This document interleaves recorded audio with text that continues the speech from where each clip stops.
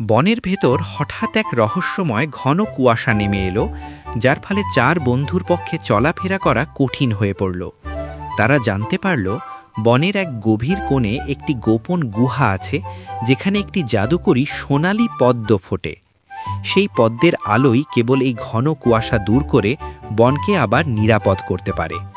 চঞ্চল কাঠবিড়ালি তার ক্ষিপ্রতায় পাহাড়ের পিচ্ছিল খাঁজ দিয়ে দ্রুত পথ খুঁজে বের করল, আর শান্ত খরগোশ তার প্রখর শ্রবণ শক্তি দিয়ে কুয়াশার ভেতর বাতাসের শব্দ শুনে সঠিক দিকটি চিনিয়ে দিল। জ্ঞানী কচ্ছপ তার গায়ের জোরে গুহার মুখের বিশাল একটি পাথর সরিয়ে দিল, যা পথ আটকে ছিল, আর নীল পাখি ওপর থেকে উড়াল দিয়ে গুহার ভেতর কোথায় আলো লুকিয়ে আছে তা বন্ধুদের জানিয়ে দিল। যখন তারা সবাই মিলে সোনালী পদ্মটি স্পর্শ করল, তখন পুরো বন জাদুকরী আলোয় ঝলমল করে উঠল এবং কুয়াশা উধাও হয়ে গেল।